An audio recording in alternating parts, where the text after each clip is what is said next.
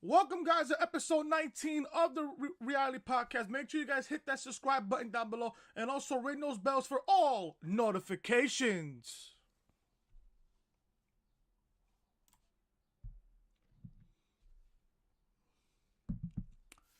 Things that a casual, irrelevant fuck says on social media. If you don't like it, don't watch. Oh, why don't you just accept it for what it is? Ratings don't matter. Roman Reigns is the greatest superstar of all time. Among those other things. You guys know what the fuck I'm talking about. I am going to start off the podcast here before I report any type of news. I am going to read you guys out loud a certain tweet that pissed every single casual, irrelevant bum on social media. Boys and girls. If you are a fan of the following: The Iconics, Sliced Wrestling, Alexa Bliss, Dana Brooke, Nia Jax, Tamina, Bobby Lashley, Jinder Mahal, Roman Reigns, Alicia Fox, and you know what? I'm going to add more to it. The Bella Twins, the Boston Red Sox, Baron Corbin. There's no saving you in life. I'm sorry. This tweet alone, and I'm looking at it right now, 212 comments, 48 retweets with 170 likes on the video as we speak. The engagement to that tweet, impressions, 22,695 impressions. That's how many times people saw this tweet. 22,702 people saw this tweet. And total engagements, 2,783. That's the total engagement. That's the total of times people interacted with this tweet. You have no idea how many bums, how many delusional fucks on social media commented on this particular tweet. Now, I asked this question. Imagine getting pissed off over a fucking tweet. If you don't like the shit that I say on Twitter, why even tweet me? Some people said, oh, Chris is just looking for clout. Clout? My YouTube channel is growing. Why the fuck would I need clout now? Why would I need clout now? I know what the fuck I'm talking about. Then you got the people that says, oh, Roman Reigns is the greatest of all time. What? And we'll get to that in a second. We'll get to that in a second here. People say, oh, the Iconics. Oh, people say that the Iconics are the greatest tag team in WWE. If you said that in front of me, I would slap the shit out of you. To no end. I would slap the shit out of you. Seriously. No joking around, I'm dead serious. If you was to tell me in front of my face that the Iconics are the greatest team in WWE, I'm smacking the shit out of you. No hesitation, no warning. I won't even let you finish the fucking sentence. Then you got the Jinder Mahal fans, the Alicia Fox fans out there, Bobby Lashley fans, Tamina. All fucking irrelevant in television. Then I got some people telling me, oh, ratings don't matter, Chris. Social media numbers matter.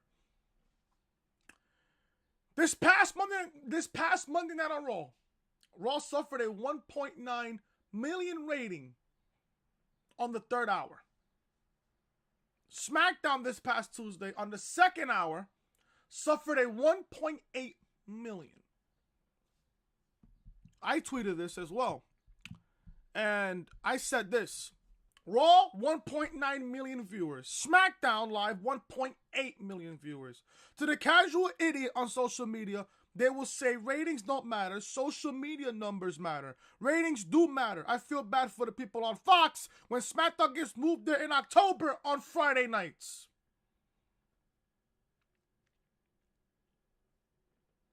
You expect me to watch SmackDown live on a Friday night on Fox from 8 to 10 most likely? From 8 to 10? I'm hearing it's going to be from 7 to 10. I'm hearing SmackDown's going to go 3 hours. That's the end of SmackDown Live right there, folks.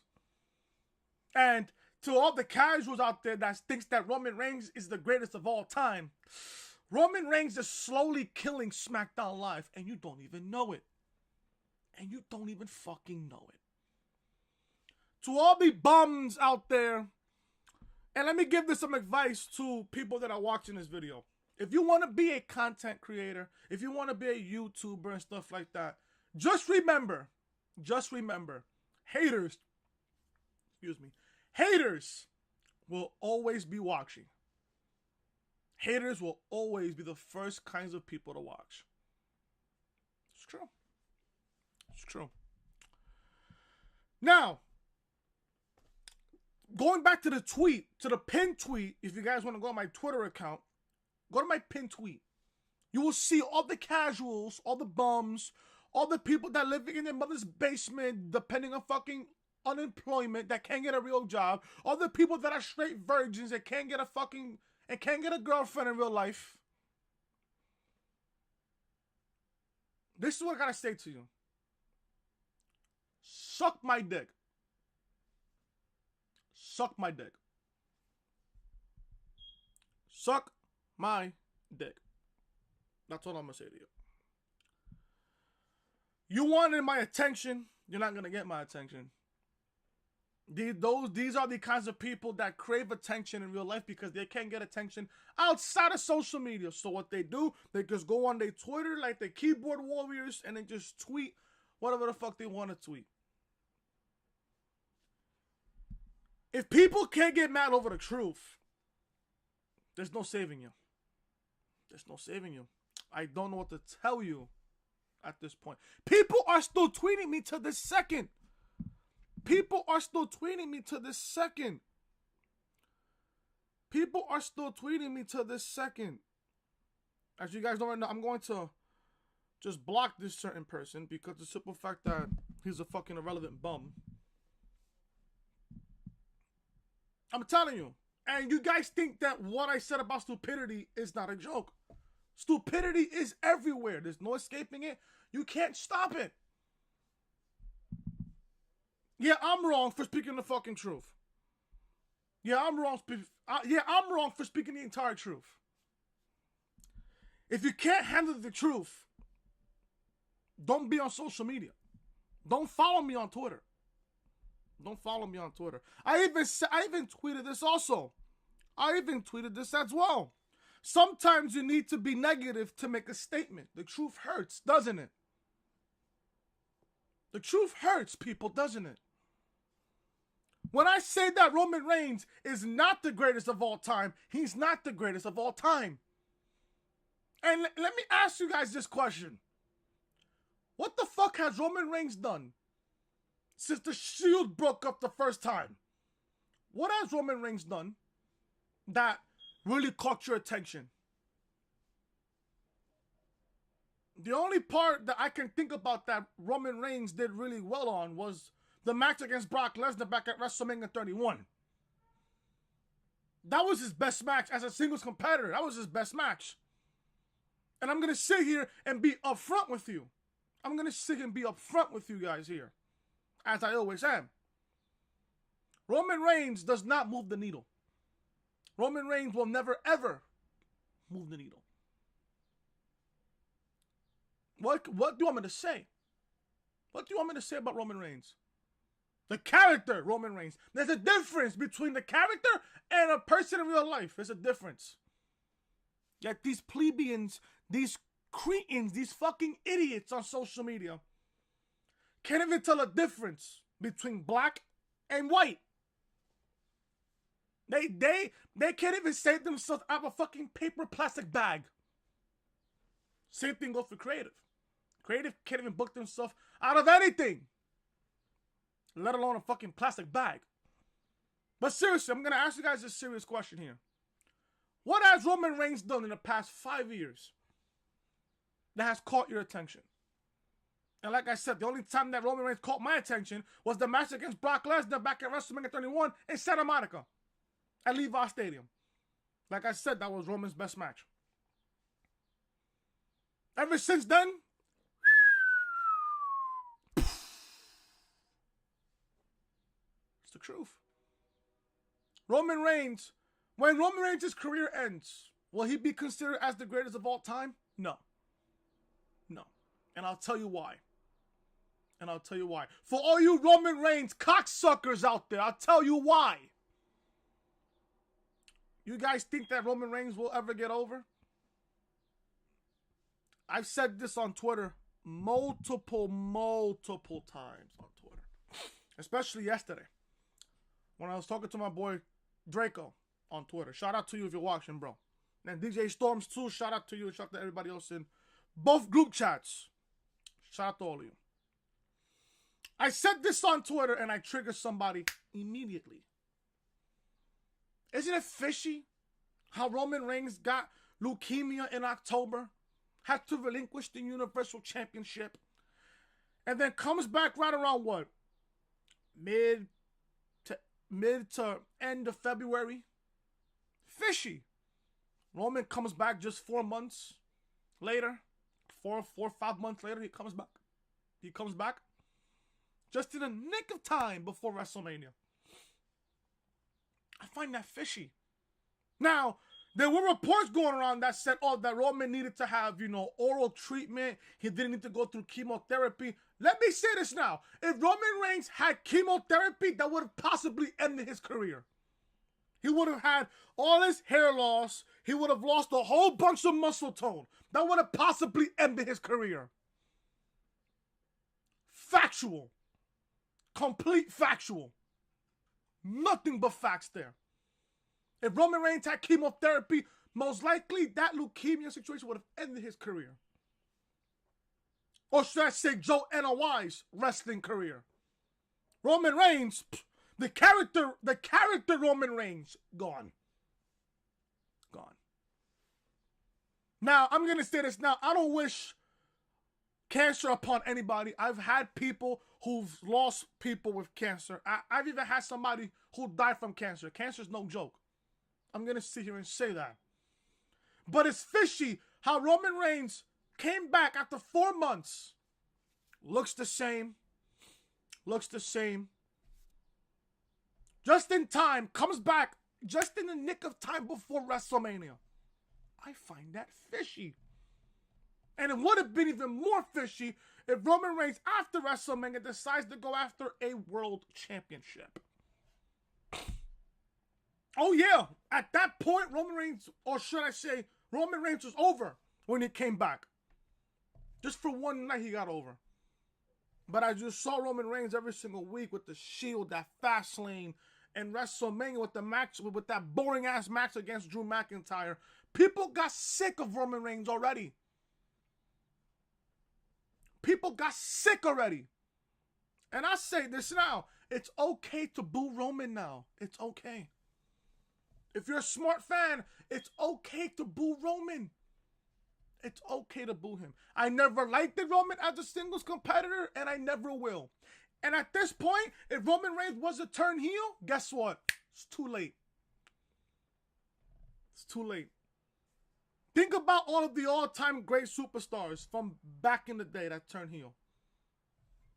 Hollywood Hulk Hogan, Ultimate Warrior, Randy Savage, Bret the Hitman Hart, Shawn Michaels, Stone Cold, The Rock, Kurt Angle, The Undertaker, Triple H, The Rock, Brock Lesnar, John Cena. All of them has turned heel at one point in their careers. And from there, there's careers.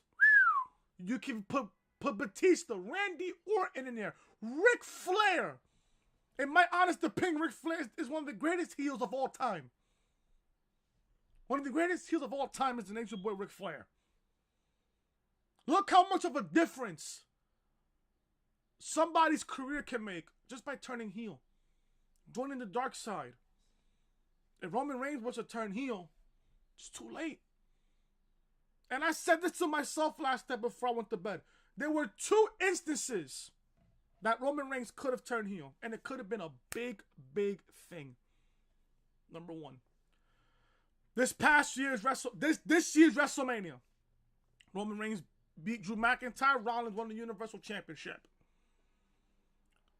Roman comes out on Barclays Center, and I wonder why Roman wasn't fucking featured on the night after WrestleMania this year. I wonder why. Roman wasn't freaking included in Chicago's Raw, Brooklyn's Raw. Those are two of the most realest crowds you can ever deal with. Brooklyn and Chicago. You could have Roman Reigns come out on the night after WrestleMania and say, people still boo me. I just came back from fighting cancer and you people still boo me? All right, fine. I'm going to join the dark side and I'm going to go after Seth Rollins in the Universal Championship. Boom, right there. Then I would have cared. Let's backtrack 2 years ago. Number two. Let's backtrack 2 years ago. WrestleMania 33 when Roman Reigns beat The Undertaker. When quote unquote people said, Roman Reigns retired The Undertaker. No. Roman comes out on the night after WrestleMania in Orlando. People are chanting, thank you, Taker. Roman Reigns music hits the PA system. He comes out in a slaughterhouse. Boos like crazy. Roman Reigns comes out. People say, fuck you, Roman. Go away. You suck. Those type of crazy ass chants. And all he had to say was, this is my yard now. And he got boos like crazy. Yes, he took it like a champ, but at that time, I would have turned Roman heel. Oh, you just beat The Undertaker at WrestleMania. Turn heel. And back then, it would have been important. So there you go. So I'm going to say this now to all the casuals and everybody else. Suck my dick. Continue to hate. That's all I'm going to say right now on this very, very factual open here on the Reality Podcast. Man, I have so much news here for the podcast. It's not even fucking funny. And the update on the tweet. 218 comments, 49 tweets, and 175 likes on my pinned tweet. Nothing but factual. Yet, I'm a nobody in the community. I'm a nobody. You know, I'm a nobody, but then again, I have over 1,300 followers on Twitter. I have a podcast, and I'm going towards 100 subscribers on YouTube. Yeah, I'm a nobody.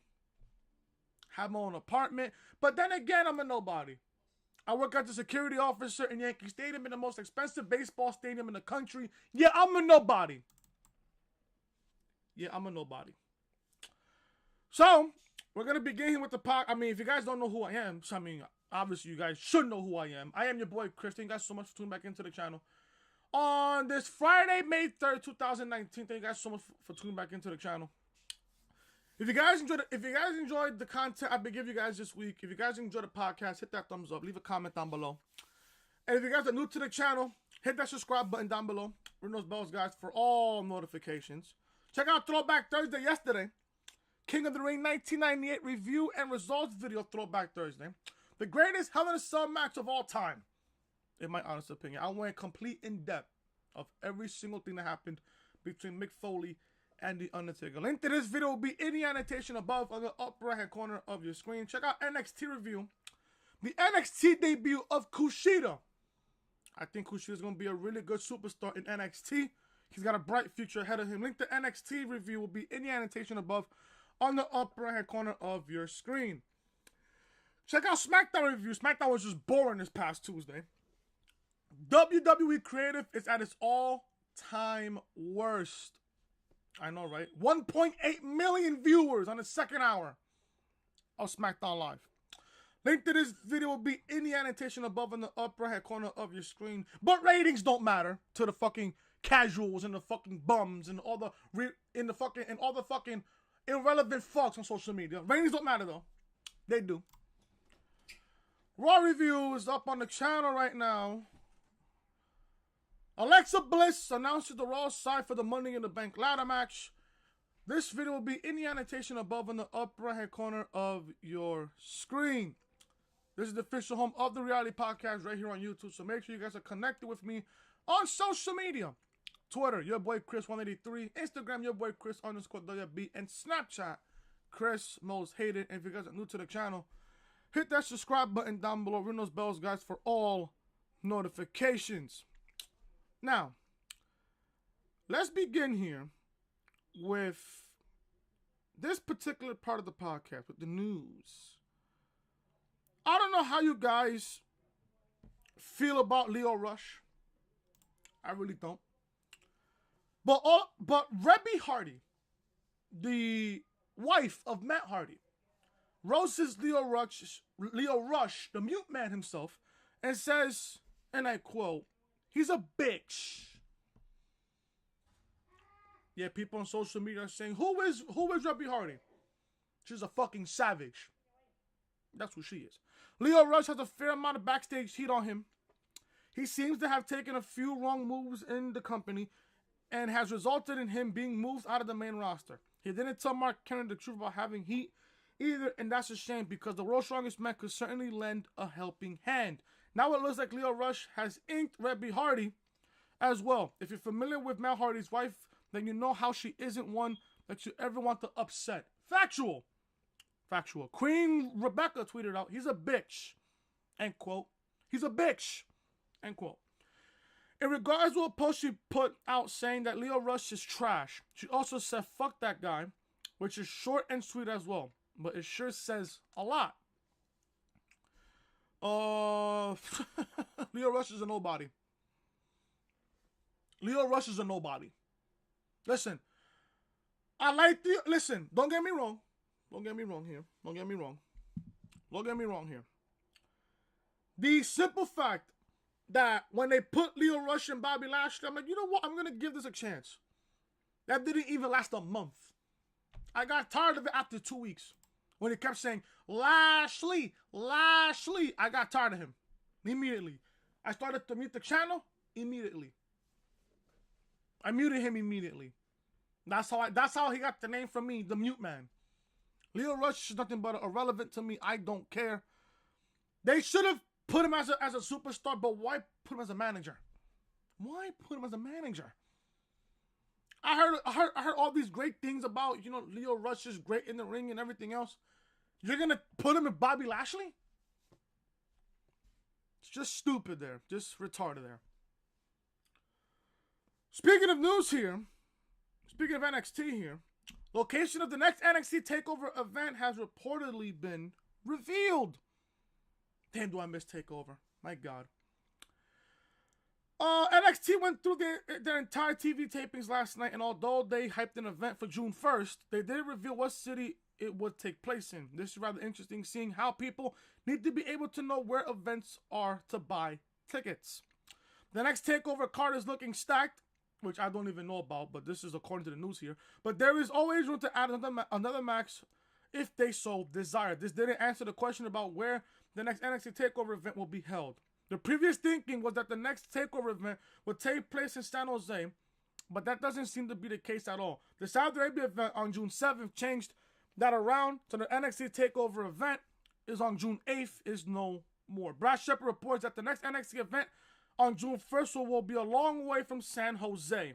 This is what Brad Shepard said, and I quote, "The next NXT TakeOver event will be held in Atlanta, Georgia, probably in the State Farm Arena."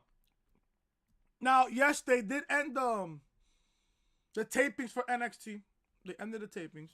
I'm not going to read the spoilers. The spoilers are out there. I'm not going to read them at all. I want to find out myself for TakeOver. But I'm excited for TakeOver. I mean, and then again, at the same time, it's going to be a standalone TakeOver show. There's not going to be a main roster pay-per-view the next night. No. They're going to have the Saudi Arabia show after Money in the Bank, and then from there's going to be TakeOver, which I don't mind, which I really don't mind. I miss TakeOver. TakeOver New York was, in my opinion, one of the greatest takeovers of all time. in my opinion, one of the greatest takeovers of all time. But according to Brad Shepard, NXT TakeOver, the next TakeOver event will be in Atlanta, Georgia. Let's see if there is any more news here. Okay.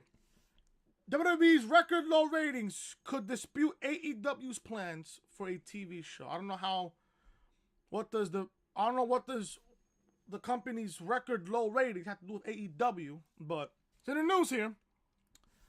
All Elite Wrestling has a lot of hype behind them, but a television deal hasn't been announced yet. On the flip side, World Wrestling Entertainment has 2 huge television deals set to start in October, and their ratings are plummeting. They've failed to mention on Wrestling Observer Live how World Wrestling Entertainment's declining ratings or record-breaking low numbers could go on to an actual hinder AEW from securing the kind of deal they could have otherwise received. This is what Meltzer said, and I quote, "I would want to sign this week for sure. I would really now wanted it signed last week because the TV industry, I mean, believe me, the TV industry is looking at World Wrestling Entertainment's numbers, and it's like record low Monday, record low Tuesday, and the perception of wrestling right now is not a positive one," end quote. Meltzer went on to say that we're not even close to the bottom when it comes to World Wrestling Entertainment's ratings. World Wrestling Entertainment is the biggest pro wrestling company on the planet, so if their ratings matter, are seen as a measuring stick for any other competition. AEW might be able to offer a brand new show with a unique roster, but television executives don't see it that way. When WWE can't even bring in the numbers that a network's regularly scheduled programs do, it might not be too tempting to ink a deal with a pro wrestling company.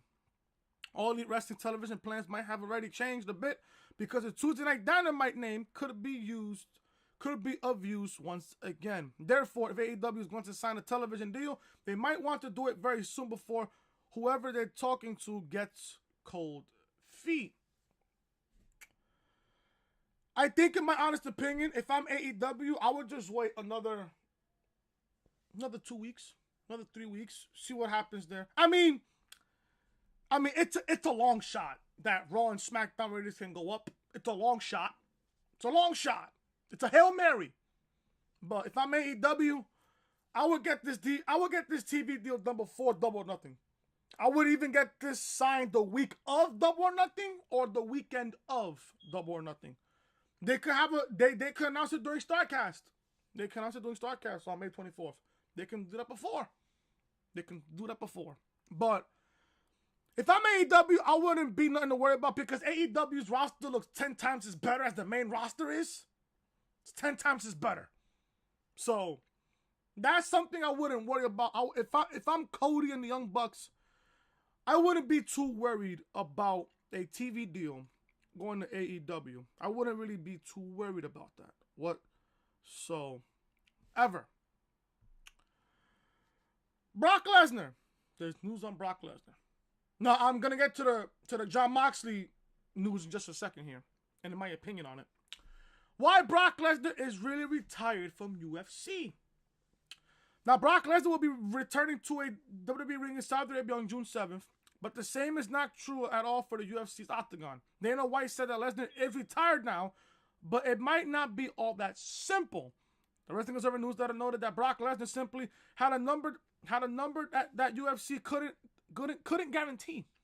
This was the breaking point to make a fight against Daniel Cormier happen. UFC couldn't agree to that number, so their deals were simply nixed. This is what the Wrestling Observer Newsletter reported, and I quote, Lesnar had a certain price he wanted guaranteed to do the Cormier fight. UFC, which is ESPN's deal, where the pay-per-view money is guaranteed, didn't meet the offer. Lesnar had a certain price he wanted that was worth it to him to go through a hang training camp at 42 and then get into the cage with an all-time great fighter like Daniel Cormier and athlete in Daniel Cormier. End quote. If you're going to offer Brock Lesnar something to do, then it better meet his price point. Word is that Lesnar was paid $1 million for his last match in Saudi Arabia, so he really values his time. Obviously, at Lesnar's age, which is 42 right now, it might take a little extra effort getting to fighting shape, especially against someone like Daniel Cormier. So it looks like both sides will move on as Brock Lesnar continues with WWE for now. There's also reports going around that Brock Lesnar will have his final match at WrestleMania 36. Now, who would I book that match against? Brock Lesnar? You're going to make this a big deal. Brock Lesnar is a mainstream name.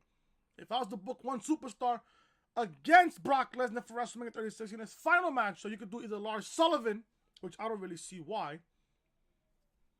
I mean, I would kind of book Lars Sullivan against Brock Lesnar, but if you really think about it, there's one particular superstar in NXT that's been dying to face Brock Lesnar.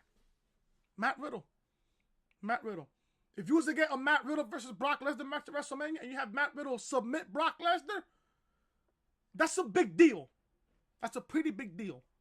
Especially if you're Matt Riddle. Matt Riddle's great in the ring. He's great in the ring. I love him. I love him in the ring. Listen, Matt Riddle's starting to grow on me even more every time I see him in the ring, especially at a takeover.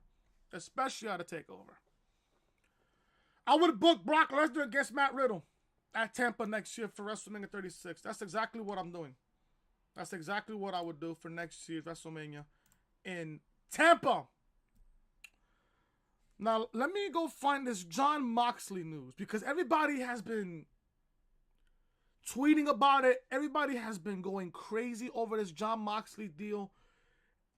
Everybody's been going crazy about it.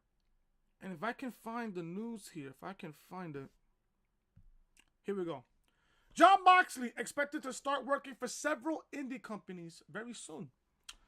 Now, Dean Ambrose is Jon Moxley once again after breaking out of WWE. Now he will be in the indie scene once again, and it looks like there is already plenty of interest to see him. Although you never know what Moxley will do next, it is a pretty safe bet that he'll be involved in plenty of intense matches. If anything, the fact that he is clutching barbed wire until his hand bled during that promo could be a huge clue. He is also no stranger to bloodbaths in the indies before signing with WWE. The Wrestling Observer newsletter reports that Ambrose could have dates or should I say Jon Moxley, should have dates announced shortly for a number of different promotions. Therefore, it sounds like he won't be just signing to one place for now. We have heard the story he'll be on the indies starting sometime in June, if not earlier. It is expected that he will get back in action sometime this summer. However, that doesn't rule out a May 25th surprise at Double or Nothing at all. Jon Moxley will be making a ton of money on the indies working his own schedule. It is also said the belief right now is that Moxley will only sign with the company if he has full creative control of his character. Creative is a big deal, especially in the sport of professional wrestling. This has to be liberating for him right now. However, you can never count out a World Wrestling against him in return. No. If Jon Moxley was to end up in WWE, he will get killed within a month. Within a month, he'll get killed. After the company gave him such a strong send-off, which is something they are not known for doing at all. Cody? Hello? Cody? Yeah, you're going to sign Jon Moxley, sir. I would expect him to show up either at the over-the-budget Battle Royal, or, you can have him make an appearance at the Omega versus Jericho match at Double or Nothing, or he could interfere in your match against Dustin at Double or Nothing. Great idea? So you already know, bro.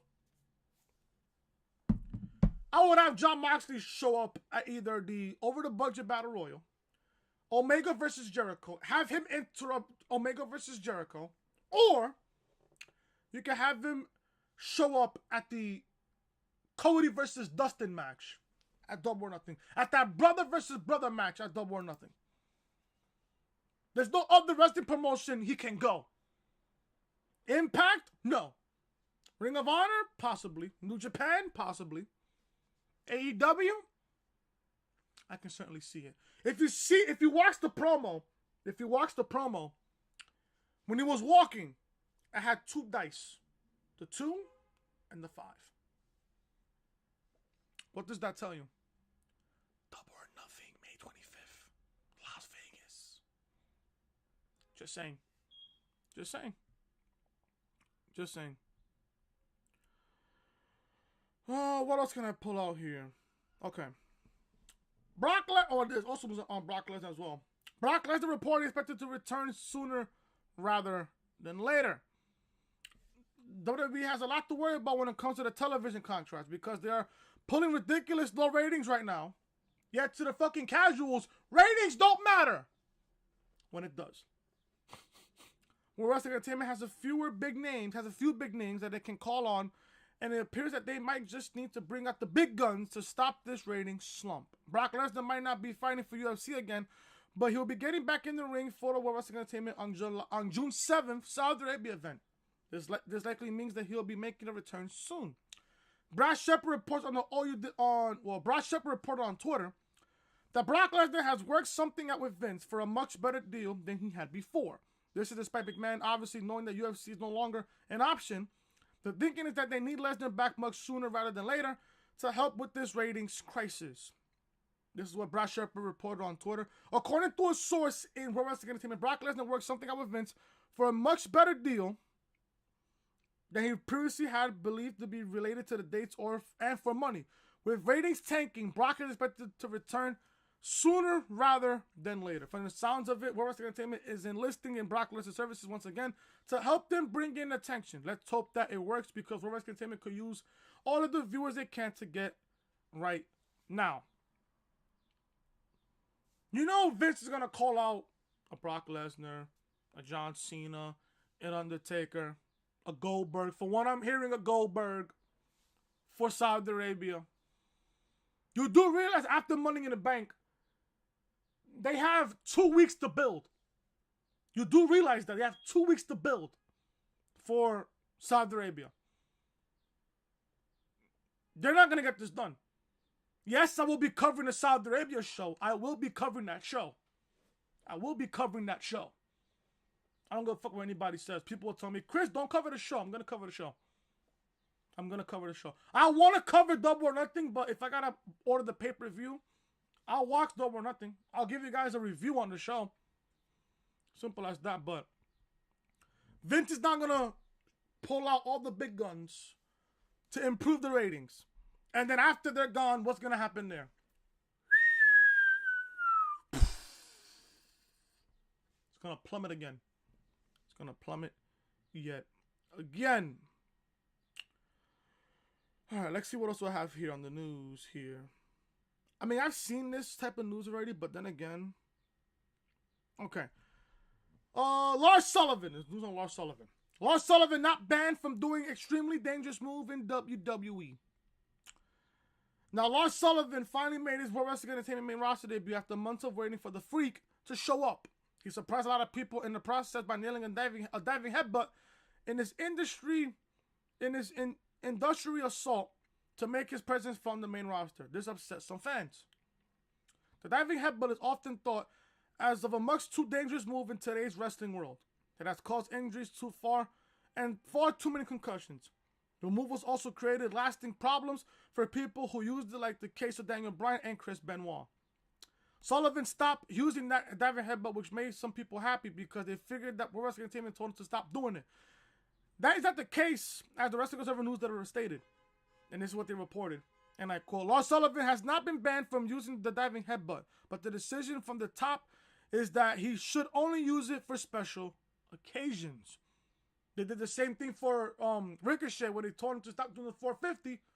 They want to have Ricochet do the 450 on a special occasion. Instead, he's doing the shooting star press. I don't mind that at all. It's a good thing that Lars Sullivan won't be diving off the top rope every week, a move that is like to be doing for a special occasion anyway. It still might have been nice if they could have figured out something else for him to do to get a big pop in a high spot situation. Now, am I interested in Lars Sullivan? No. Is he a incredibly freakish athlete? Yes, he is. He's very athletic for a guy his size. Very athletic for a guy his size. But in my honest opinion here, it's going to take a long time for me to get used to Lars Sullivan. Listen, I loved him in NXT. They're starting to dumb him down in the main roster. Just a little bit. Not a lot. Just a little bit. But if they build up Lars Sullivan to the point where he's a big heel like that, then I'll get behind him. I'll give it a chance. But as of right now, he's got to do something to impress me. And listen, don't get me wrong, I love Lars Sullivan. I do. I love Lars Sullivan. And just that the main roster right now is killing him. They waited all this time for him to debut him. Yeah, they did it on the night after WrestleMania, which was expected, in my honest opinion. Expected. But let's see what happens from there, man. Let's see what happens with Lars Sullivan. SmackDown. SmackDown does record low viewership this week. This week's episode of SmackDown Live, which was headlined with Kevin Owens and Kofi Kingston in the closing segment, did a new record low since the 2016 brand split. Tuesday's show averaged 1.8 million viewers, which is down from last week's 2.0 million viewership. In comparison to last year, that episode drew 2.4 million viewers. This should be no surprise, as Raw Wrestling Entertainment has been on a declining pattern over the past few years in regards to viewership. The previous record low was back on February 5th, 2019 episode that had competition with Donald Trump's State of the Union address. Yet to all the casual that's going to say, oh, viewers don't matter, Chris. Ratings don't matter. You want to say ratings don't matter in the Attitude Era? When they was competing with fucking WCW? Oh, ratings didn't matter back then, right? What did it take for World Wrestling Entertainment to beat WCW? Or the fact that Tony Schiavone announced that Mick Foley was going to win their top title. He said that on Nitro. And as soon as he did that, 500,000 people watched from WCW to World Wrestling Federation and watched Mick Foley win the WWE Championship. Changing the course of WWE and professional wrestling history. You want to say that ratings don't matter back then? Ratings do matter now. Especially when SmackDown is going to Fox in October. Now I'm going to say this. Now I said this earlier in the podcast. I'm going to say it again here. Are you going to watch SmackDown Live on a Friday night? Are you really going to legitimately stay home on a Friday night where you could do a whole lot more better on a Friday night?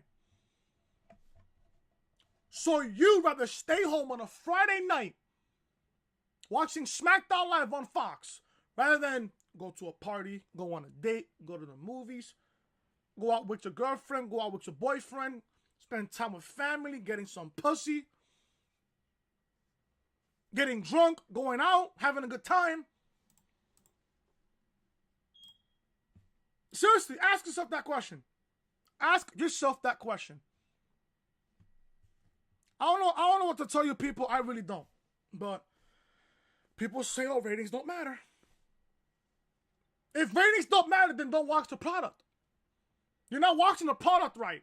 You're not. And I'm going to say this now, and I should have said this earlier in the podcast, in that opinionative, truthful opening to the podcast here. People tell me on a weekly basis, if you don't like it, don't watch. Oh, why do you watch it if you're being so negative about it? It's my job as a content creator to speak out my opinion. If I don't like something, I'm going to call you out on it. If I don't like it, I'm going to say it on social media. If you don't like it, don't tweet at me. Don't tweet. Don't tweet. Nobody's putting a fucking gun in your head telling you, oh, reply to this guy on Twitter. Everybody yesterday that attacked me because of my pinned tweet, they judging me without even getting to know me. Now, I'm going to say this not about myself. Once you get to know me, I could be a cool guy. I'm down to earth. Listen, I love professional wrestling. I've been watching wrestling for over 20 years. For over 20 years. I've been watching the sport for over 20 years. Trust me, I know what the fuck I'm talking about. Once you get to know me, you know, I'm a fucking down to earth guy. You know, I'll have your back. Put it like this. If you're stuck in a foxhole, you are gonna want me to help you get yourself out of that. Just put it like that. I'm loyal as fuck. Trust me. People will vouch for me down there. Over there. But once you piss me off, forget about it. Forget about it. I will attack you until you get the fucking point. And I'm gonna hit you with some factual fucking truth. If you can't take the truth, don't watch the product, period. People, these fucking casuals, these fucking cretins, these fucking idiots, these fucking degenerate people on social media that think they hot shit, You think you're tough on social media, but then again, are you tough in real life? I'm not calling myself tough. I'm not calling myself tough, not one bit. But I have a tough attitude, a tough mindset for the business, for a tough mindset right now for the sport of professional wrestling. I hope AEW blows WWE out of the fucking water. I really do. I hope that AEW blows WWE out of the fucking water. And let me say this now. AEW, Double or Nothing, it's coming. It's coming. It's coming. Believe me when I say this now. Once AEW rolls around and everything else, once AEW gets the spark plug to start everything over, that's where the real wrestling is at. Trust me, I'm a World Wrestling Entertainment fan at heart. But in my mind, trust me, if I watch AEW Double or Nothing and I see how good that pay-per-view is going to be, it's only the beginning of the end for Vince McMahon. It's only the beginning of the fucking end. You want this company, you want WWE to improve, Vince has got to go. Triple H has to take over, literally and figuratively. How would I improve the company? Simple. Vince has got to go. Take the pen out of Vince's hands immediately. Take it out of his hand. Take it out of his hand. You should be writing Monday Night Raw on a Tuesday after Monday Night Raw. You should be writing the next week's episode of Monday Night Raw. Why is Vince writing the show on the day of the show? You know how much that fucking sinks down Monday Night Raw? You know how much that shit sinks? It's going to sink a whole lot more. And let me say this now. Roman Reigns on SmackDown is not doing SmackDown Live any fucking favors at all. If anything, Roman Reigns is killing SmackDown Live. Roman Reigns is killing SmackDown Live. Immediately. As soon as possible. As soon as possible. Roman's killing SmackDown Live. I'm saying this right now. And I'm saying this as a fan. I want the product to be successful. I do. I do. But the people in the IWC, the fucking idiots in the IWC, need to realize and they need to open their eyes and open their fucking mind. Roman Reigns is not your top guy. Roman Reigns is not Vince's top guy. You know who's the top guy right now in professional wrestling? Right now? Kenny Omega. Cody Rhodes. Chris Jericho. Those type of guys. Pac. Hangman Page. The Young Bucks. Those are the top guys right now in professional wrestling. And you know what the funny part about this is? AEW hasn't even had their first show yet. You think that Roman Reigns is a top guy in professional wrestling? You're wrong. Wrong. I'm saying this now. Roman Reigns was never the top guy. And on top of that, folks, he never will be. He never will be. He will never will be. He never will be. Now, I'm going to ask this question before I continue with the news here. In the past, and think about this. In the past 5 years, since the Shield has broke up, what has Vince done that was so positive? Other than the release of the WWE Network. What was the best thing Vince has done in the past 5 years? Break up the Shield. Seth Rollins' heel turn. Seth Rollins winning Money in the Bank. Seth Rollins cashing in at WrestleMania. The heist of the century at WrestleMania 31. That's the best thing Vince has done in the past 5 years. Was Seth Rollins' heel turn. Was Seth Rollins' heel turn. Trust me. Trust me. You'll think about that same thing too. Fuck out of here with these fucking casuals on social media. Suck my dick. Suck my dick. Suck my fucking dick. What else do I have here on the podcast, man, that I can report to you guys? What else can I give you guys? Now, I want to talk about real quick, if I can, about this whole entire Jon Moxley situation. I know I reported the fact that he's going to be starting to work for several indie companies, but I watched the promo the other day. The trailer the other day, when I was coming home from the Apple store buying my AirPods. I seen the trailer. It was a really good trailer. People are thinking, oh, Jon Moxley is going to World Wrestling Entertainment. Why would he go to WWE? I seen the trailer. I seen it three times. And I'm telling myself here, this whole entire trailer set obviously was not created by WWE. Because this trailer had guns, it had barbed wire, it had blood on it. It even had a dog symbolically as Roman Reigns. And you see Jon Moxley running, and you see the big dog, it was a big black dog, just running after Jon Moxley, signifying that's Roman Reigns. I find that trailer really, really good. I find that trailer very, very good. I know for a fact he's done with Vince and the company. I know for a fact that he's done. I know for sure he's done. The company I would like to see Jon Moxley go into is AEW. Either AEW or probably New Japan. Now, probably Jon Moxley's going to talk to AEW. And the report even said it here. If I can, I'm going to go back to the report here.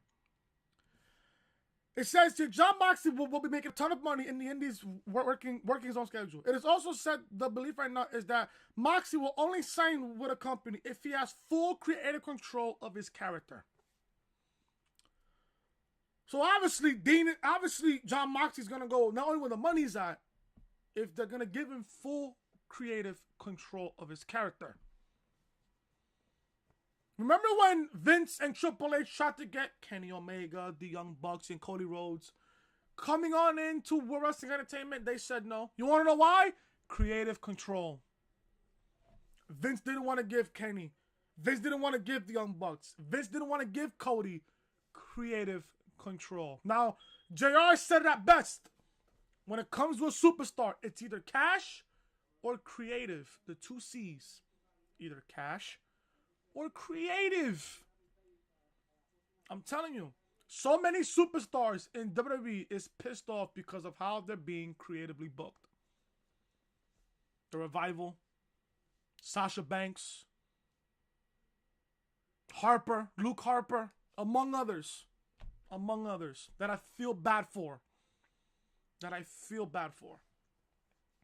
You know, somebody tweeted at me yesterday saying that Sasha Banks is overrated. If you think that Sasha Banks is overrated, you're the biggest fucking degenerate walking God's green earth. I don't give a fuck. I'm a savage. Fuck you. If you think that Sasha Banks is a overrated superstar, you're a fucking idiot. Sasha Banks is one of the best women in professional wrestling. Not only World Wrestling Entertainment, in professional wrestling. You want to see Sasha Banks' best match? Go watch NXT TakeOver Brooklyn 2015 SummerSlam weekend. Go watch that match against Bayley. Then you tell me if Sasha Banks is overrated. She's not overrated, folks. She's not. She's fucking not. And I'm saying this right now. People get so salty and so fucking triggered over a fucking tweet on social media. You know what you are to me? Puppets. All those people. And I'm gonna even update you guys right now on the tweet. The tweet right now, as we speak right now, as I'm recording this right now, I'm on the 54th minute on this video. 226 replies. 52 retweets with 181 likes. Puppets. Some of the people, and I'm going to say this now, some of the people agree with me on this list. The majority of the people that replied to me didn't agree with this list. Didn't. But some people did. Some people agreed. Some people even told me, oh, add the Bella Twins, add Baron Corbin. People like that. People like that that you hate watching on a weekly basis. It's the God honest truth. It's the God honest truth. Seriously. You'd be surprised, man. You'd be very fucking surprised. You'd be very, very surprised there. I think I'm gonna report one more thing before I get out of here. How long am I in this? 55 minutes here. I have a few more stories here. I mean, now I just refreshed the whole thing. I have a few more things here. The Undertaker was legit pissed off during a famous angle. The Undertaker is a locker room leader in World Wrestling Entertainment and commands a ton of respect. A judge of Wrestler's Court, people listened to what he did and followed in his actions as well. As Bruce Pritchard revealed on the latest Something to Wrestle podcast, that almost took a bad turn. Bruce Pritchard spoke about the time ECW guys sat at ringside during a strap match between Savio Vega and Bradshaw. Pritchard knew they could be trouble, so he told Savio Vega to hold on to Bradshaw and not let him get the ECW guys because JBL could have already been hot enough to fight. Pritchard hinted at Vega that if Sandman spills beer in his face to smarten JBL up, and it was alluded that all of this could have taken place during the match. They wanted the ECW angle to look real and get some attention for the Philly favorites. However, as Pritchard continued, The Undertaker was legitimately heated about this backstage. This is what Bruce Pritchard reported, and I quote, "The worst was The Undertaker. The Undertaker was pissed off because the guys in the back were ready to come back and stomp a hole in some ECW folks. It could have been ugly," end quote. ECW's rare appearances were still orchestrated during a time before the IWC's rise, thanks to social media. Therefore, everything looked like a shoot and felt real. It certainly seemed to trigger some superstars backstage because it could have gotten very real if they hadn't calmed people down. I didn't know that, honestly. I mean, I remember that angle really, really well. But I didn't know that Taker was that pissed off about it. I mean, Taker's a leader. I mean, he's a leader when it comes to judges to Wrestler's Court. I heard that he's a judge and stuff. I heard stories about it. I've heard really good stories about it back then in the 90s. But Taker's a leader. You know, whatever he says goes. And on top of that, he's working with Bray Wyatt and the Firefly Funhouse gimmick. And I said this last week on the podcast. The fact that Bray Wyatt gets to work with two of the all-time greats in Triple H and The Undertaker with this Firefly Funhouse gimmick, phenomenal. Fucking phenomenal. I mean, it's really crazy to know that. I really didn't know that, but it's there. It's just there. Finally, guys, to end the podcast here. If you guys enjoyed the podcast at this point, man, hit that thumbs up. Leave a comment down below. If you guys are new to the channel, hit that subscribe button down below. Ring those bells, guys, for all notifications. Jeff Hardy. Jeff Hardy provides post-surgery update. Jeff Hardy has provided fans with an update to fans after he underwent surgery on his recent injured knee. The charismatic Enigma was forced to surrender the SmackDown Tag Team titles along with brother Matt Hardy on SmackDown this past Tuesday, as it was revealed that he'd be going under the knife in order to repair his knee. In storyline, World Wrestling Entertainment explained the injury by stating that it came as a result of Lars Sullivan's attack, which I really liked, by the way, when in reality it happened on a house show. It seems that if this is not going to settle some kind of feud between Matt and Lars, as he attempts to avenge his fallen brother. In this brief clip on Instagram, Jeff Hardy yawned, being notably tired from surgery, and simply stated, "Let the healing begin," with his reported time on the shelf being 6 to 9 months. He also thanked World Wrestling Entertainment and Andrews Sports Medicine, which would seem to indicate that it was a success and everything went smoothly. Jeff isn't exactly immune to sustaining injuries and has collected up quite a few of them over the years, but given his age, you have to wonder just how much longer he's going to put himself through this kind of schedule. His legacy in World Wrestling Entertainment has been secured for quite some time now. And while fans would have liked to see him go after a world title one more time, I mean, I'd be open to it. He's got at least 6 months of recovery time ahead of him before he can even think about getting back into the ring. Jet is undoubtedly one of the best high flyers of all time. Factual. And while he has certainly had his fair shares of issues and setbacks throughout his career, the way in which he's been able to bounce back is a testament to the kind of heart and character that he has. I hope that Jeff Hardy comes back successfully. I'd be open for a Jeff Hardy world title run. I'd be open to it. The simple fact that when Jeff Hardy won I think it was the WWE Championship back in 2008, I think at Armageddon, that triple threat match, they really dumbed down his title reign. It was just a token title reign. And then they gave him the World Heavyweight Championship, I believe, twice in 2009. They gave it to him twice in 2009. Both of them were obviously token title reigns. Obviously, both of them were title. I think he won the World Heavyweight Championship once. I don't know why I said twice. I think he won it once. I'm not too sure about that. But, you know, Jeff Hardy, he's one of the greatest high flyers of all time, in my honest opinion. And the fact that Jeff Hardy's going to be out for a while, I like how the fact that they played how Jeff Hardy suffered his injury because of Lars Sullivan when he really suffered the injury on the live show on Saturday. But it tells you how serious they want to book Lars Sullivan. Especially with the minds of Matt and Jeff Hardy. That's a good start for Lars Sullivan. A really good start for Lars Sullivan. But that is going to be it, guys, for episode 19 of the Reality Podcast. Hope you guys enjoyed the podcast. If you guys enjoyed the podcast, hit that thumbs up. Leave a comment down below on what you guys thought of the podcast. And if you guys are new to the channel, looking for Raw review, SmackDown review, NXT review, Throwback Thursday, Top 10 Fridays, the wrestling podcast, and gaming content, hit that subscribe button down below. Ring those bells, guys, for all notifications. Don't forget to check out Throwback Thursday. Video is live on the channel right now. Link to this video will be in the annotation above in the upper hand corner of your screen. Throwback Thursday, where we do the 1998 King of the Ring, where we saw the greatest Hell in a Cell match of all time. Check out NXT review. Link to this video will be in the annotation above in the upper right corner of your screen. The NXT debut of Kushida. So there you go, guys. NXT was really good this past Wednesday. SmackDown reviews live on the channel right now. Link to this video will be in the annotation above in the upper right hand corner of your screen. Where WWE creative that is all-time worst right now on WWE. Don't forget, guys, SmackDown Live drew a 1.8 million viewership on Tuesday night.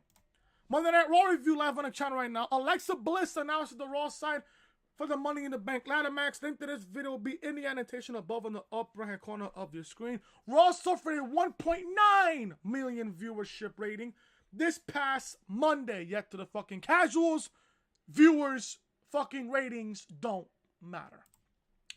This is the official home of the Reality Podcast, so make sure you guys are following me or connecting with me on social media. Twitter, your boy Chris183. Instagram, your boy Chris_WB. And Snapchat, Chris Most Hated. And like I said, if you guys are new to the channel, hit that subscribe button down below. Show your support and ring those bells for all notifications. I will see you guys tomorrow. You guys are going to get episode 20 of the Reality Podcast. Depends on if there's any more news. If not, then I'll probably give you guys something tomorrow. I have no idea what I'm going to do, but the Yankees are back home for a 7-game homestand. So I have no idea what I'm giving you guys this weekend because the Yankees are here starting today from May 3rd to May 9th. So they're going to be here Friday, Saturday, Sunday, Monday, Tuesday, Wednesday, and Thursday. So I don't know how I'm going to do you guys Raw review, SmackDown review, NXT review. I don't know how. Throwback Thursday, I'm not really worried about. I can record that obviously early. But other than that, that's about it. I have no idea what else to even say to you guys, man. Thank you guys so much for watching. Hope you guys enjoy the podcast. Like I said, hit the like button, comment down below, subscribe to the channel, share the video on social media. I will see you guys tomorrow, most likely tomorrow. If there's any more news out there, I will give you guys news tomorrow on episode number 20. Thank you guys so much for watching. I'll see you guys tomorrow for episode 20 of the Reality Podcast. So then, talk to you guys later.